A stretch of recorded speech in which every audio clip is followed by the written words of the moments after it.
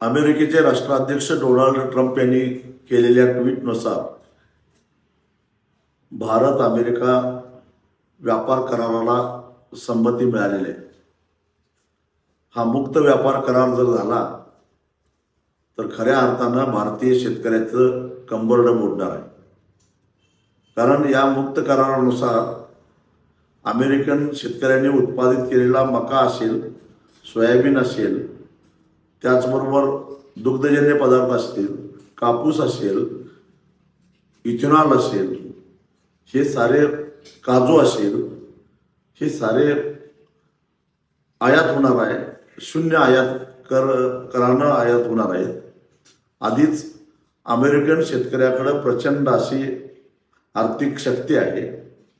American सरकार भरमसाठ सबसिड्या देत असतं, तांत्रिक सहाय्य करतं, त्यांच्याकडं प्रगत असं तंत्रज्ञान आहे.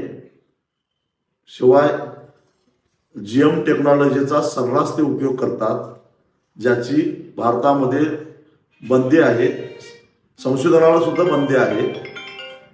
अशा परिस्थितीमध्ये मुक्त स्पर्धा होऊ शकत नाही. सरकारनं रासायनिक खतावरच्या सबसिडी कमी केल्यामुळं रासायनिक खताचे दर आकाशाला भिडत आहेत.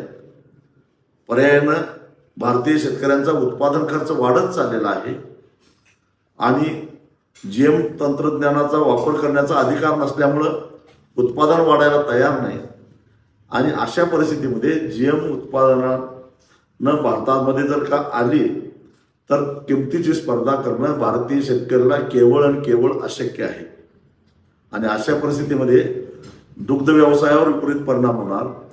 मका, सोयाबीन, कापूस उत्पादक शेतकऱ्यांना फटका बसणार, काजू उत्पादक शेतकऱ्यांना फटका बसणार आणि इथेनॉल मोठ्या प्रमाणामध्ये आयात झाल्यामुळं अदानींचा फायदा, अंबानीचा फायदा होईल, रिलायन्स इंडस्ट्रीचा फायदा होईल, पण भारतीय साखर उद्योग मोडून पडेल. डोनाल्ड ट्रम्पने असा काय दबाव आणला मला माहीत नाही, पण आमच्या 56 इंच छातीच्या पंतप्रधानांनी मात्र नांगी टाकून या करारावर सही केली. ही अत्यंत दुर्दैवाची गोष्ट आहे. हा करार म्हणजे भारतीय शेतकऱ्याच्या मृत्यूला संमती देणारा करार आहे.